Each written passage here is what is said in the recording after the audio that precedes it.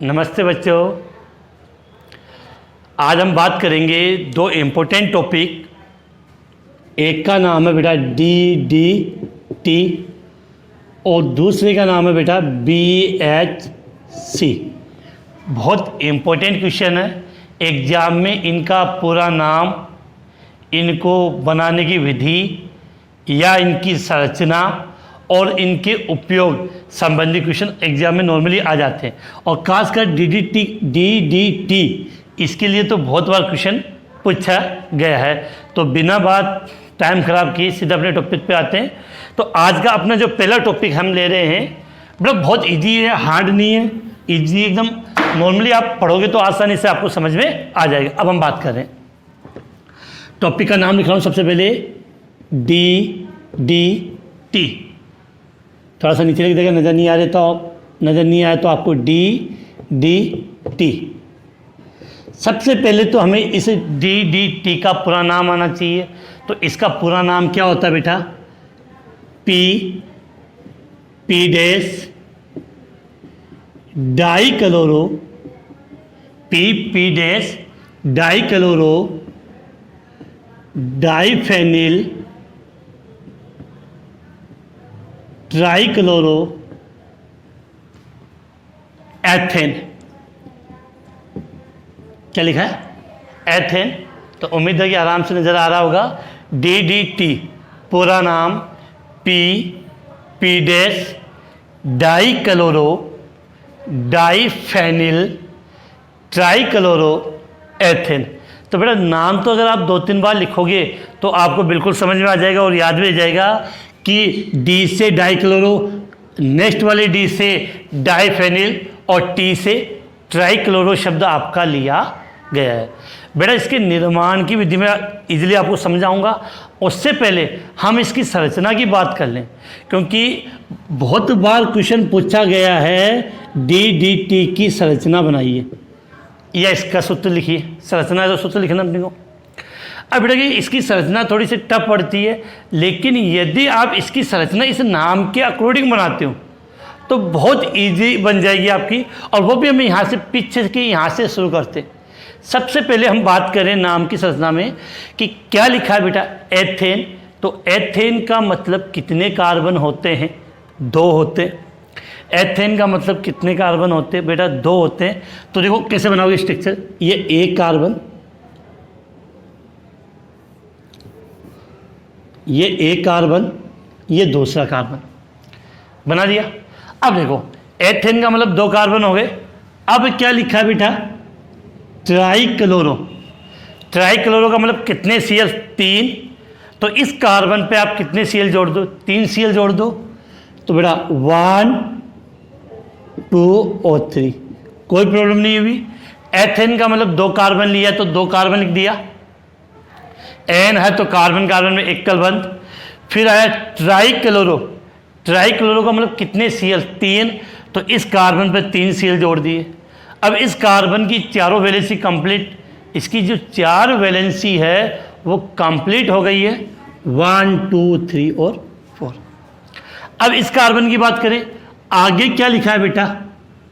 Diphenyl. हमने अपनी last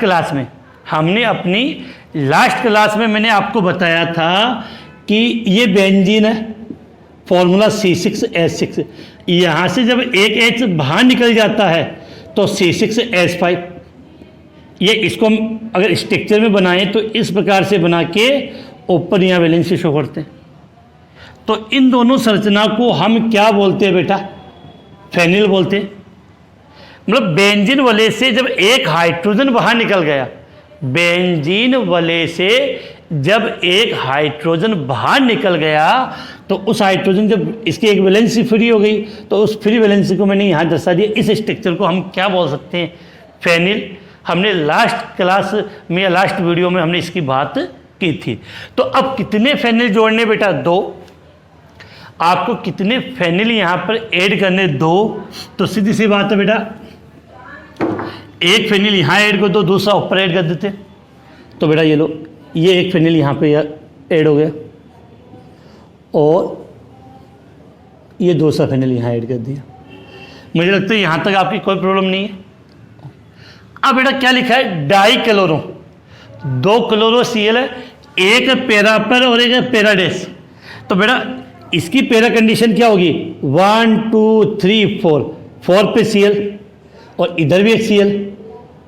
तो अब दोनों में अंतर करने के लिए, एक के ऊपर क्या लगा दिया, पैरा डैश। आपने पुरानी वाली फिल्में देखे होंगे, तब वहाँ पुरानी वाली फिल्मों में क्या होता है कि जब जुड़वे बच्चे होते थे तो माँ उनमें अंतर करने के लिए काला टिक्का लगा देती थी।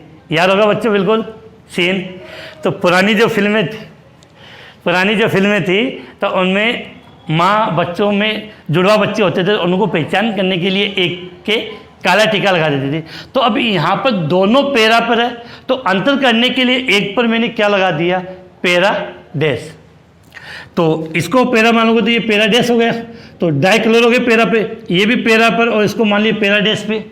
अब हम बात करें इस कार्बन की कितनी वैलेंसी पेंडिंग है बेटा, 1 2 3 हो गई, एक बची है। अब कुछ जुड़ने के लिए है नहीं है। हमें पता है जब कार्बन की वैलेंसी शेष रहती है तो वहाँ हाइड्रोजन जोड़ेंगे, तो यहाँ पे एक हाइड्रोजन आपने जोड़ दिया। बेटा ये स्ट्रक्चर बन गई है DDT की, P डैश डाइक्लोरो डाइफेनिल ट्राइक्लोरोएथेन। मुझे बेटा आप में से किसी का कमेंट्स आने वाला है कि सर इसको दोबारा से रिपीट करो, मैं पहले रिपीट कर लूँगा। बेटा कमेंट्स के मामले में बहुत अच्छा लगता है, कभी कभी आप लोगों की कमेंट्स पढ़ता है तो मेरी ऐसे नहीं रुकती है। कल या परसों की क्लास थी, याद नहीं मुझे, शायद परसों की क्लास थी। क्लास के बाद में मैंने कमेंट्स पढ़ा तो मुझे एक बहुत अच्छा लगा। एक बच्चा लिखता है, सर मेरा नाम लोकेश नाम बोलो, लोकेश नाम। उसने मतलब हद लगा दी कि 5-7 बार। बेटा मैं बिल्कुल आपका नाम ले लूँगा, कोई प्रॉब्लम नहीं, नाम मेरे यहाँ पे यूट्यूब पे बोलने के लिए। बस बेटा थोड़ी सी प्रॉब्लम है कि मोबाइल थोड़ा सा दूर होने से स्पष्ट नज़र नहीं आता। अगर किसी बच्चे को अपना इस यूट्यूब पे नाम बुलाना है तो वो मुझे व्हाट्सएप पे कमेंट्स कर दे, अपना नाम लिखे, मैं ज़रूर यहाँ बोल दूँगा। अब बात आते हैं अपने टॉपिक पे। तो ये ऐसे मजाक की बातें थी अपनी, और किसी भी प्रकार की कोई बात हो बिल्कुल व्हाट्सएप पर आप कह दिया करो। तो अब हम बात कर रहे हैं बेटा, फिर से रिपीट कर रहा हूँ 2 मिनट के लिए, फिर अपने टॉपिक पे कि DDT क्या होता है। आप ऐसे भी सकते हो DDT, पूरा नाम क्या लिखा बेटा, P डैश डाइक्लोरो डाइफेनिल ट्राइक्लोरोएथेन। अब हमें इसकी संरचना बनानी है, तो मैंने क्या तरीका बताया कि एथेन का मतलब कितने कार्बन, 2, तो ये एक कार्बन, ये दूसरा कार्बन, और कार्बन में एथेन है तो एकल बंध आ गया। फिर क्या लिखा बेटा मैंने, ट्राइक्लोरो का मतलब 3 Cl, तो 1 2 3 Cl जोड़ दिए, तो इस कार्बन की चारों वैलेंसी हो गई। अब देखो डाइफेनिल, फेनिल का मतलब बेटा बेंजीन वाले से रिलेटेड है। अगर एक हाइड्रोजन बाहर निकल जाए तो यहाँ आपने 2 फेनिल जोड़ दिए। अब डाइक्लोरो कौन सी कंडीशन पे, पैरा पे, तो इसके लिए 1 Cl यहाँ जोड़ दिया और 1 Cl यहाँ जुड़ गया। अब इस कार्बन की कितनी वैलेंसी रही है बेटा, 1, तो ये 1 भी नहीं यहाँ जोड़ दिया। तो ये संरचना किसकी हो गई, DDT की। बेटा बहुत बार बच्चे रटने के बाद भी उनको याद नहीं होती है, तो बिल्कुल मेरे नाम से, अगर DDT का आप नाम भी याद कर सकते हो। पहले D का मतलब डाइक्लोरो, अगले वाले D का मतलब डाइफेनिल, फिर T का मतलब ट्राइक्लोरो, कितने कार्बन, 2, तो एथेन। तो आसानी से आप ये संरचना बना लोगे। अब हम बात करें, क्योंकि संरचना इंपॉर्टेंट है, 1 नंबर का क्वेश्चन आ जाता है कि DDT की संरचना बनाइए। अब हम बात करें बेटा DDT का निर्माण, तो यहीं लिख लेते हैं निर्माण, फॉर्मेशन, संश्लेषण। बात करें निर्माण की बेटा, जब हम बात करें तो हम ये लिख सकते हैं कि क्लोरोबेंजीन, जानती हो बेंजीन वाले के ऊपर Cl, क्लोरोबेंजीन को क्लोरल, बेटा ये आ गया, पढ़ाया मैंने बिल्कुल। कमेंट्स में बिल्कुल इसका सूत्र लिखो, क्लोरल का क्या होता है। क्लोरल का जो फॉर्मूला होता है कमेंट्स में अभी बात करेंगे, चेक कर लेना सही लिखा आपने गलत लिखा। तो क्लोरोबेंजीन को क्लोरल के साथ सांद्र H2SO4, सांद्र H2SO4 के साथ गर्म करने पर क्लोरोबेंजीन को क्लोरल के साथ सांद्र H2SO4 के साथ गर्म करने पर, के साथ कितनी करूँ, उपस्थिति में, सांद्र H2SO4 की उपस्थिति में गर्म करने पर DDT बनता है, या आप कह सकते हो प्राप्त होता है। मेरा समीकरण समझना, समीकरण बिल्कुल भी हार्ड नहीं है, बस लिखने का तरीका आना चाहिए। क्या लिखा है बेटा, क्लोरोबेंजीन। तो स्ट्रक्चर कैसे होगी, ये बेंजीन वाले, यहाँ पर मैंने Cl जोड़ दिया, क्या है बेटा, क्लोरोबेंजीन। अब आपको पता है कि इन 5 कार्बन पे हाइड्रोजन है, अगर आपको आवश्यकता है तो आप उस हाइड्रोजन को दर्शा सकते हो। तो यहाँ मैंने एक हाइड्रोजन को दर्शा दिया। अब देखो बेटा, DDT की संरचना बनाई तो कितने बेंजीन वाले हैं, 2 है। तो यह अपना कि क्लोरोबेंजीन कितने लेने, आपको 2 लेने हैं, तो मैं एक को यहाँ बना रहा हूँ, Cl।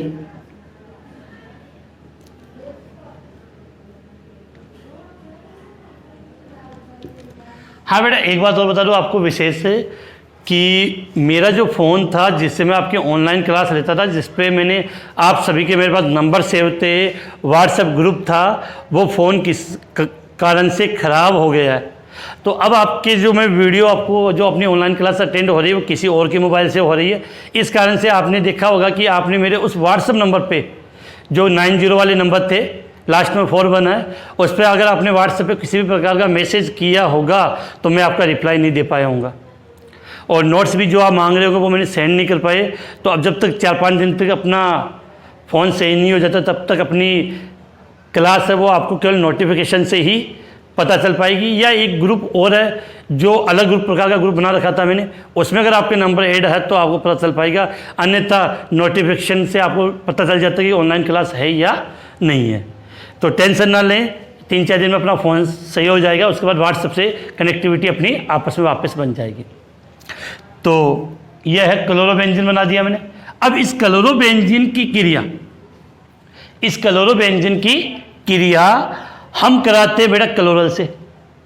क्लोरल का फॉर्मूला क्या था बेटा, याद हो तो CCl3CHO, ट्राई क्लोरो एसिटेल्डिहाइड, याद आया।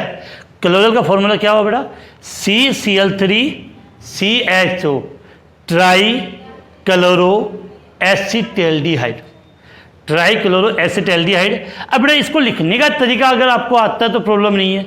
अब देखो, इस कार्बन से कितने Cl जुड़े हुए, 3, तो मैंने इसको ऐसे लिख लिया, इस Cl से ये Cl3 लिख दिया। अब देखो ये क्या बेटा, एल्डिहाइड। एल्डिहाइड को चाहो तो आप ऐसे लिख सकते हो बेटा, C डबल बॉन्ड O और H। ये स्ट्रक्चर किसकी होती है, एल्डिहाइड की। कैसे लिख सकते हो, C double bond O H। ये किसकी स्ट्रक्चर लिख सकते हो आप, एल्डिहाइड की। तो इसको मैं ऐसे लिख रहा हूँ, C डबल बॉन्ड O और यहाँ पे H जोड़ दिया, तो CCl3 CHO, ये हो गया आपको क्लोरल। अब बेटा आपने क्या किया, इसको सांद्र H2SO4 की उपस्थिति में इसको त्रिभुज के निशान का मतलब आपने इसको क्या किया बेटा, गरम किया। इसको आपने गरम किया। अब गरम करोगे तो आपको साफ समझ में आ रहा होगा कि यहाँ से O और यहाँ से H, यहाँ से O और यहाँ से 2H, जल का अणु बाहर चला गया। अब बाकी स्ट्रक्चर को आप जोड़ दो, बाकी की जो संरचना उसको जोड़ दो, तो क्या बन जाएगा आपका DDT। तो बाहर तो क्या चला गया, -H2, बाहर क्या चला गया बेटा, -H2O। तो अब ये स्ट्रक्चर क्या होती है आपकी,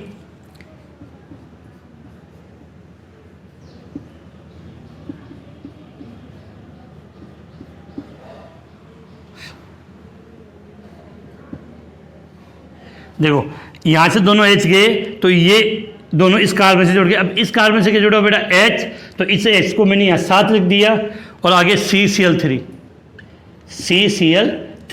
DDT। तो बेटा यही संरचना है, कोई अंतर नहीं है, बस लिखने का तरीका है। इसको ऐसे याद करोगे तो आपको नॉर्मली संरचना याद नहीं होगी, इसलिए मैंने मेरे तरीके से बता दिया। अब बेटा यहाँ पे हम एक बात और कर लेते हैं कि डीडीटी का उपयोग, डीडीटी का जो उपयोग है वो किस में होता है? कीटनाशी के रूप में होता है। अब कीटनाशी का मतलब मच्छर है, मखमल, खटमल बोलते हो आप, उनको मारने के लिए इसका उपयोग होता है। तो याद रखना डीडीटी का उपयोग हम किस में करते हैं? कीटनाशी में।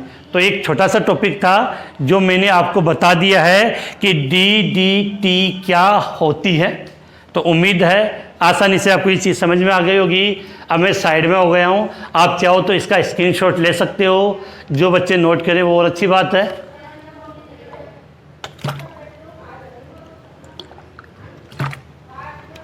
अब बात करें बेटा आगे, तो 1 मिनट के लिए फिर से मैं रिपीट कर रहा हूँ, तो साथ में रिपीट करें। बेटा मैंने एक चीज़ आपको पहले भी कही है क्लास के अंदर कि काफ़ी दिनों से मैं देखता हूँ कि बच्चे जो पढ़ते हैं वो नोटबुक और पेन लेके नहीं बैठते, वो केवल वीडियो को देखते हैं। वीडियो को देखने में बेटा कुछ भी नहीं आने वाला। ऑनलाइन क्लास में कितने तो अंतर है, और स्कूल में होंगे तो मैं बोलूँगा बेटा लिखो और आप लिखने के लिए रेडी होंगे, और वहाँ तो ये कंडीशन है कि सर ने बोर्ड पे लिखा, समझ में आया या नहीं आया, हमने नोटबुक में लिखना शुरू कर दिया। जबकि ऑनलाइन में आप लिखते नहीं हो। तो बेटा जब तक आप इनको उतारोगे नहीं, ऑनलाइन क्लास में नोटबुक लेकर आप इसको एक बार पेन से इसको नोट नहीं करोगे, तब तक समझ में नहीं आएगा, चाहे आप इसको ऐसा कितना ही समझ लो। तो बात करें बेटा डीडीटी, तो डीडीटी का पूरा नाम क्या है? P dash dichloro diphenyl trichloro ethane. संरचना मैंने समझाई दी है। निर्माण के लिए विशेष याद कर लेना कि जो क्लोरोबेंजीन होती है, निर्माण कैसे होता है कि क्लोरोबेंजीन की क्रिया, किसकी? क्लोरोबेंजीन की क्रिया किसके साथ करवाते हो? क्लोरल के साथ। क्लोरल का फॉर्मूला याद हो गया होगा, CCl3CHO, क्लोरल के साथ करवाते हैं, और वो भी सांद्र H2SO4 के साथ। तो बाकी की चीज़ें समझ में आ जाती है। उपयोग किसमें हो गया? कीटनाशी के रूप में। तो उपयोग हम किस रूप में करते हैं इसका? कीटनाशी के रूप में इसका उपयोग किया जाता है। यह एक श्वेत ठोस यौगिक होता है। बाकी खेतों में जो आप काम करते हो, ग्रामीण परिवेश के स्टूडेंट ज़्यादा है, तो वो सब इसके बारे में जानते हैं। अब बेटा अपना दूसरा टॉपिक ले लें।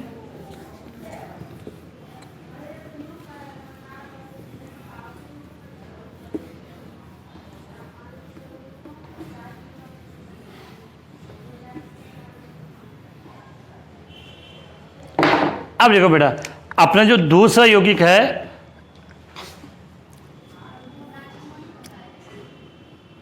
BHC, क्या लिखा बेटा?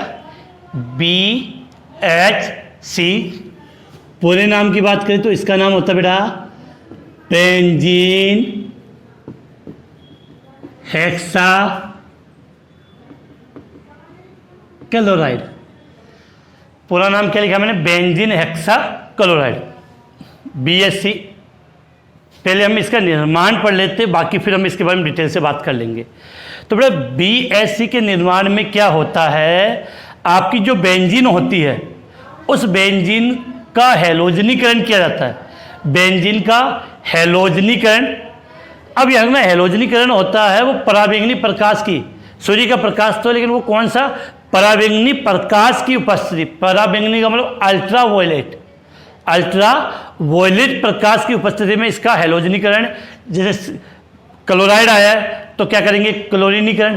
तो अल्ट्रा वायलेट प्रकाश की उपस्थिति में इसका क्लोरीनीकरण किया जाता है, जिससे आपको BHC बेंजीन हेक्सा क्लोराइड प्राप्त होता है। देखो हम बात करें तो सबसे पहले मैंने निर्माण बता रहा हूँ, इसका संरचना हम आगे समझेंगे इसकी। तो क्या करते हैं?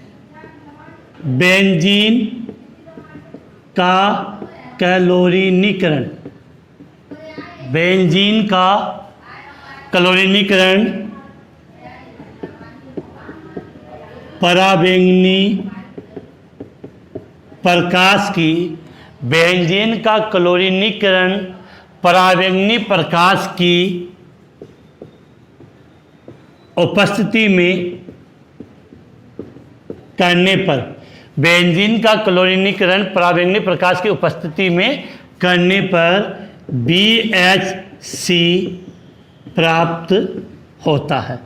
बेटा क्या प्राप्त होता है? BHC प्राप्त होता है। अब इस बेटा समीकरण को समझना है। समीकरण की बात कर रहे हैं तो अब देखो यहाँ पे गौर से, ये आपकी बेंजीन वाले में ये डबल बॉन्ड है, तो बेंजीन वाले का फॉर्मूला क्या होता है बेटा? C6H6 लिख दिया। अब बेटा आपने इसकी क्रिया किससे करवाई? क्लोरीनीकरण का मतलब क्लोरीन से करवाई, और पराबैंगनी प्रकाश को इंग्लिश में बोलते हैं अल्ट्रा वायलेट, तो शॉर्ट में लिखेंगे UV, अल्ट्रा वायलेट UV। अब बेटा देखो कि इस बेंजीन वाले में यहाँ पर प्रत्येक कार्बन है और इस कार्बन पे एक हाइड्रोजन जुड़ा हुआ है, तो यहाँ हाइड्रोजन बाहर नहीं निकलेगा। इस क्रिया में क्या होगा कि ये डबल बॉन्ड टूट जाएंगे। अब देखो अगर ये डबल बॉन्ड टूटता है तो एक वैलेंसी इस कार्बन की और एक वैलेंसी इस कार्बन की, और ये डबल बॉन्ड टूटेगा तो इन दोनों कार्बन की, और ये डबल बॉन्ड टूटेगा तो इन दोनों कार्बन की। अर्थात अगर ये तीनों डबल बॉन्ड टूट जाते हैं तो प्रत्येक कार्बन की एक एक वैलेंसी फ्री हो जाएगी, और वहाँ पर क्या जुड़ जाएगा? Cl। तो कितने Cl जोड़ने? 6। तो 6 Cl जोड़ने के लिए हमें क्या लिख दिया मैंने? 3Cl2। तो मैंने क्या किया, ये था आपका डबल बॉन्ड बेंजीन, तो यहाँ से एक बंद टूटा, एक यहाँ से टूट गया और एक बंद आपका यहाँ से टूट गया, तो प्रत्येक कार्बन की एक एक वैलेंसी फ्री हो गई, और वहाँ पर आपने क्या जोड़ दिया बेटा? Cl जोड़ दिया। क्या जोड़ दिया बेटा? Cl जोड़ दिया। अब एक विशेष बात, यहाँ से कोई हाइड्रोजन बाहर नहीं गया।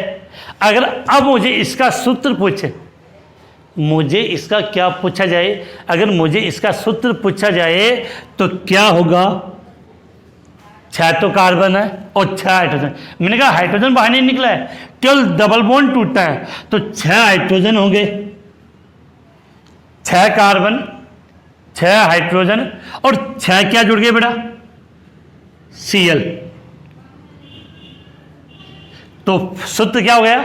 C6H6Cl6। इसी को आप बोलते हो बेटा बेंजीन हेक्साक्लोराइड। अब एक बात जानना, तो ये संरचना किसकी हो गई? BHC। तो अगर प्रश्न आ जाए कि BHC या बेंजीन हेक्साक्लोराइड की संरचना बनाइए, तो आपको ये संरचना बना के आनी है कि एक 6 कार्बन की वलय बनानी है और प्रत्येक कार्बन पे एक एक Cl जोड़ के दर्शाना है। अब बेटा एक गौर से मैं एक विशेष बात बताऊं मैं आपको कि अब ये बेंजीन वलय नहीं रहा, ये केवल एक 6 कार्बन की वलय हो गई। कितने कार्बन की? 6 कार्बन की। अब देखो सब में एकल बंध है, तो वलय है, तो इस कारण से चक्रीय संरचना है, रिंग है, चक्रीय संरचना है, तो नाम के आगे क्या लगा दिया मैंने? साइक्लो। कितने कार्बन की? 6। तो 6 से क्या लिखा? हेक्स, और एकल बंध है तो साइक्लोहेक्सेन। क्या नाम हुआ बेटा? साइक्लोहेक्सेन। साइक्लोहेक्सेन हो गया। अब ये तो केवल इस वलय का नाम हुआ साइक्लोहेक्सेन, इस पर कार्बन ये जो Cl जोड़े हैं। अब बेटा आपकी इच्छा हो, आप वहाँ से काउंटिंग शुरू कर सकते हैं, जैसे 1 2 3 4 5 6। अगर मुझसे ये आ जाए BHC का IUPAC नाम लिखो, तो बेटा कितने Cl है? 6 Cl है, और प्रत्येक Cl अलग अलग कार्बन पे, तो कैसे लिखोगे? 1 2 3 4 5 6। 1 2 3 4 5 6। फिर कितने? 6 तो हेक्सा। Cl के लिए क्या लिखोगे? क्लोरो, और मैंने इसका नाम समझा दिया, क्या नाम होता है? साइक्लोहेक्सेन। क्या नाम होता है? साइक्लोहेक्सेन। तो 1 2 3 4 5 6 हेक्सा क्लोरो आगे क्या लिख दोगे, साइक्लोहेक्सेन। 1 2 3 4 5 6 हेक्साक्लोरोसाइक्लोहेक्सेन, इसका कौन सा नाम हो गया, IUPAC। लेकिन बेटा अब हम आगे बात करें कि व्यापारिक नाम, व्यापारिक नाम का मतलब है कि बाजार में जाके आप बोलो बेंजीन हेक्साक्लोराइड दो तो इसको कोई नहीं जानता है। इसका जो व्यापारिक नाम होता है, एक तो होता है बेटा गैमेक्सेन, किसका, बेंजीन हेक्साक्लोराइड का व्यापारिक नाम, व्यापार बाजार में किस नाम में मिलता है यार, इसको क्या बोलते हैं, गैमेक्सेन, या इसको बोलते हैं लिंडेन, गैमेक्सेन, लिंडेन, या इसमें कितनी 6 है, 3 बार है, तो इसको बोल दिया 666। ये इसके क्या है बेटा, व्यापारिक नाम है। कौन कौन से, गैमेक्सेन, लिंडेन, 666। इसके बाद बेटा एक छोटी सी बात और कर ले अपनी यहाँ पे कि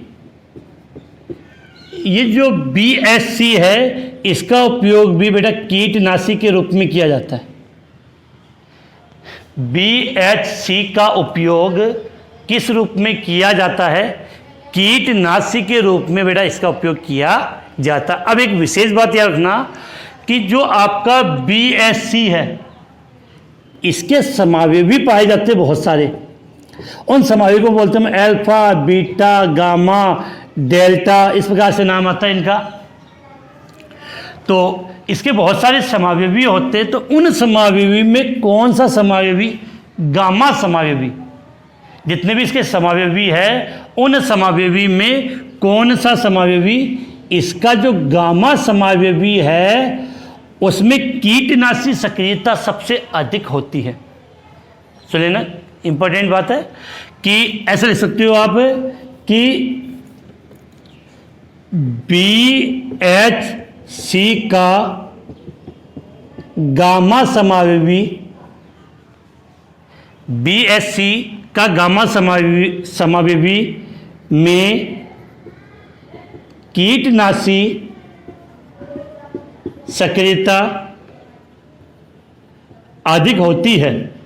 या आप ऐसे भी कह सकते हो जितने समावेशी है उन सब समावेशियों में से कौन सा समावेशी, गामा जो समावेशी है उसकी कीटनाशी सक्रियता सबसे ज़्यादा होती है, क्योंकि कारण क्या है कि उस समावेशी का आकार सबसे छोटा होता है और जिसका आकार छोटा होता है उसकी भेदन क्षमता,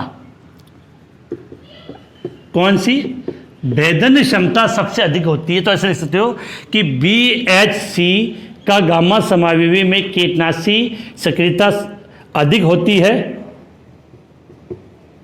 क्योंकि इसका आकार सबसे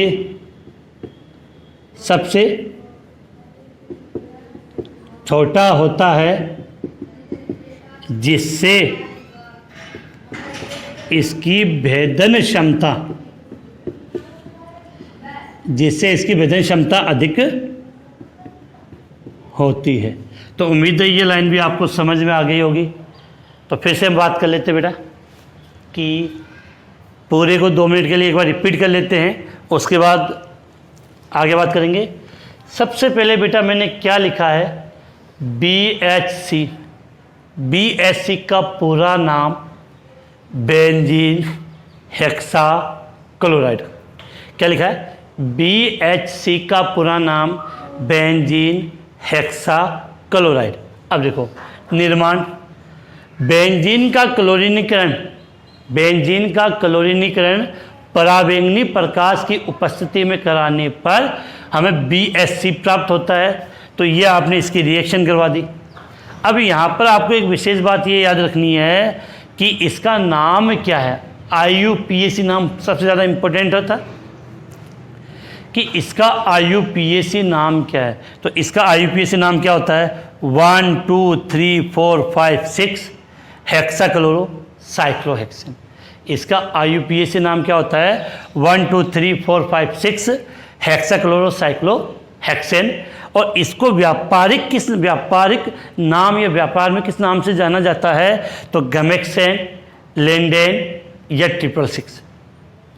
इसके बाद मैंने कहा कि इसके उपयोग की बात करें तो BSC का जो गामा समावयवी होता है, BSC का जो गामा समावयवी होता है उसकी कीटनाशी सक्रियता सबसे अधिक होती है, क्योंकि उसका आकार छोटा होता है और छोटा होने के कारण उसकी भेदन क्षमता अंदर प्रवेश करने की क्षमता अधिक होती है। तो उम्मीद है बेटा ये अपना दूसरा टॉपिक था BHC। तो ये 3 टॉपिक अपने लिए काफ़ी इंपॉर्टेंट होते हैं। एक तो मैंने कल आपको पढ़ाया था फ्रीऑन, दूसरा DDT और तीसरा BHC। तो ये तीनों कंपाउंड अच्छे हैं जो एग्जाम में भी कभी कभार पूछे जाते हैं। तो इसको आप नोट कर लिए या स्क्रीनशॉट ले सकते हैं, जिससे आपको ज़रा कंफर्टेबल या ज़रा परेशानी ना हो। अब बेटा आगे बात करें,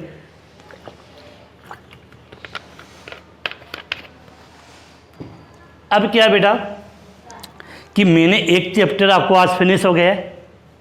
बेटा क्लास समाप्त नहीं हुई है। मैंने ये देखा कि जैसे क्लास समाप्त होती है सब फटाफट भग जाते हैं।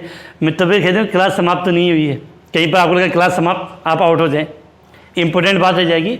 पढ़ेंगे बेटा, अभी कुछ पढ़ाऊंगा, विशेष क्वेश्चन करवाऊंगा कि मैंने आपको पूरा चैप्टर करवा दिया है और बहुत सी चीज़ें मैंने आपको समझा भी दी है।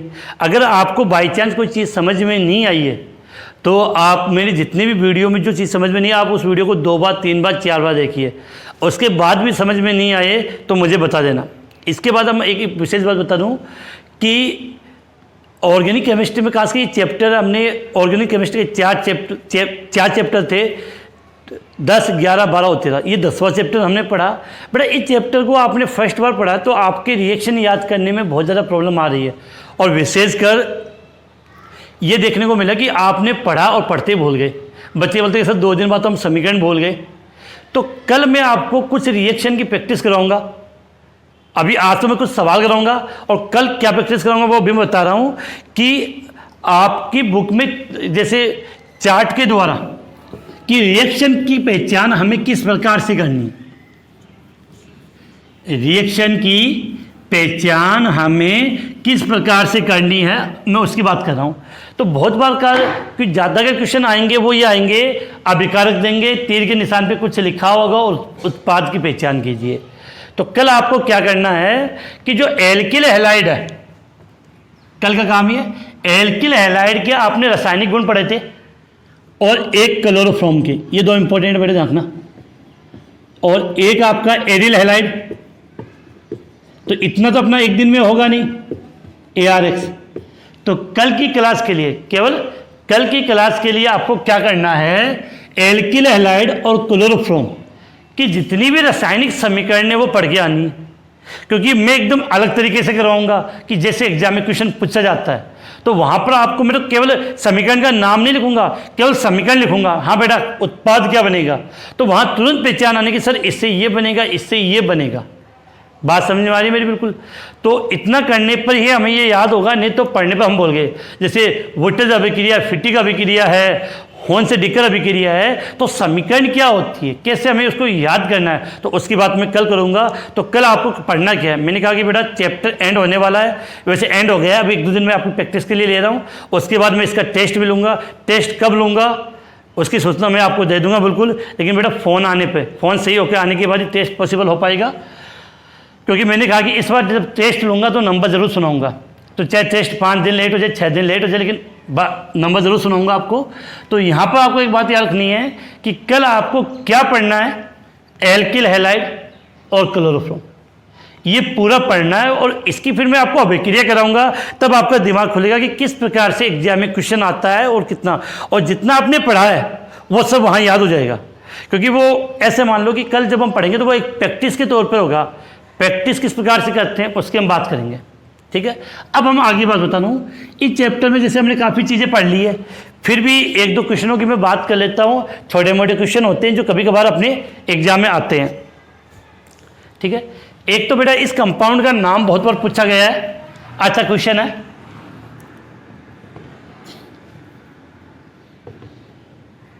CH3 Cl Br CH3, दिए गए कंपाउंड का IUPAC नाम लिखिए, जल्दी से कमेंट्स में। दिए गए कंपाउंड का IUPAC नाम लिखे। तो बेटा जल्दी से कमेंट्स में बता दीजिए कि इसका IUPAC नाम क्या होगा। टाइम नहीं लगा बेटा, जल्दी, टाइम लगेगा तो फिर फ़ायदा नहीं है। इतना टाइम लगा के अगर आप आंसर बताओगे तो कोई फ़ायदा नहीं है। तो जल्दी से इसका क्या नाम पूछा बेटा, IUPAC नाम पूछ रहा हूँ मैं। तो चलो बेटा मैं बात कर लेता हूँ कि अब काफ़ी बच्चों में कन्फ्यूजन हुआ कि बेटा इधर से भी ये 2 नंबर पे 1 2 3 4 काउंटिंग ये की होगी 1 2 3 4। अब बेटा देखो इधर Cl 2 नंबर पे आता है, और अगर आपने यदि आपने B इधर से की है तो Br भी 2 नंबर पे आता है। तो कन्फ्यूजन होता है कि सर नामकरण हम कहाँ से करें। तो बेटा सिंपल सी बात है कि दोनों 2 नंबर पे आता है, ये भी 2 पर आ रहा है, ये भी 2 पे आ रहा है। तो इनका पहला वर्ड देख लो, क्लोरो का पहला वर्ड क्या होता है C, ब्रोमो का पहला अक्षर B। तो क्लोरो का पहला अक्षर C और ब्रोमो का पहला अक्षर B। तो ABCD अल्फ़ाबेट में जो पहले आए काउंटिंग उधर से करनी है। तो क्या होगा 1 2 3 4। तो नाम क्या लिखोगे बेटा इसका 2 ब्रोमो 3 क्लोरो और 4 कार्बन से बेटा क्या नाम हुआ ब्यूटेन। 2 bromo 3 chloro butane. एक क्वेश्चन तो ये अच्छा था। दूसरा क्वेश्चन इस प्रकार का आ जाता है कि एक ऐसे एल्कोहल और कीटोन का नाम दीजिए जो हेलोफ्रोम अभिक्रिया देता हो। एक ऐसे एल्कोहल तथा कीटोन का नाम बताइए। ऐसे एल्कोहल तथा कीटोन का नाम बताइए जो हेलोफ्रोम अभिक्रिया देते हैं। जल्दी से बेटा कमेंट्स में क्या बात है, कमेंट्स में आने लग गए। ऐसे एल्कोहल तथा कीटोन का नाम बताइए जो कौन सी अभिक्रिया बेटा हेलोफ्रोम अभिक्रिया देते हैं। अगर आपको याद हो बेटा तो आपने हेलोफ्रोम अभिक्रिया में हेलोफ्रोम के अंदर ही आपने क्लोरोफ्रोम और आइडोफ्रोम पढ़ा था। तो अगर आपको याद हो तो मैंने क्लोरोफ्रोम और आइडोफ्रोम है वो 2 कंपाउंड से बनाया था। तो जल्दी से उनका नाम बता दो तो काफ़ी कंफर्टेबल हो जाएगा। तो नाम की बात करें तो बेटा एल्कोहल में तो आपने एक तो लिया था एथिल एल्कोहल, एथिल पहले फॉर्मूला लिख लेते फिर इसका नाम और IPAC नाम दोनों लिख लेंगे। तो एल्कोहल की बात करें तो क्या लिखा था आपने CH3 CH2OH, CH3 CH2OH। क्या नाम दिया था बेटा इसको आपने एथिल एल्कोहल। IPAC नाम लिखोगे तो क्या हो जाएगा बेटा एथेनॉल। क्या हो जाएगा एथेनॉल। अब ये तो था आपका एल्कोहल। अब मैं किसकी बात कर रहा हूँ कीटोन। कीटोन में अगर आपको याद हो तो मैंने लिखा था कि एथिल एल्कोहल की अभिक्रिया इस प्रकार से करवाते हैं और एसीटोन की हम ऐसे करवाएंगे एसीटोन। तो एसीटोन का फॉर्मूला क्या था बेटा आपका CH3 C+O CH3। क्या लिखा है CH3 C+O CH3। तो 3 कार्बन की श्रृंखला है, इसको आपने क्या नाम दिया था एसीटोन। और इसका अगर आप IUPAC नाम दें, इसका कौन सा नाम IUPAC नाम दे तो इसका नाम हो जाएगा 2 प्रोपेनोन। कीटोन का अनुलग्न बेटा कितने नंबर पे होता है 2 नंबर पे होता है। तो इसका IUPAC नाम क्या होगा बेटा 2 प्रोपेनोन, या जिसको आप लिखना चाहो तो प्रोपेन 2 ऑन भी लिख सकते हो। इसके बाद बेटा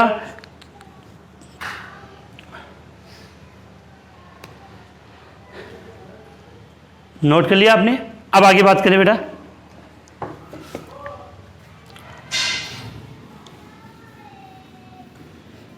दोनों क्वेश्चन मुझे कुछ अलग लगे तो इसलिए मैंने आपको इस प्रकार के कुछ क्वेश्चन करवा दिए थे जिससे आप इजीली इसको समझ सके, कोई तकलीफ आपकी समझ, कोई प्रॉब्लम आपके ना आए।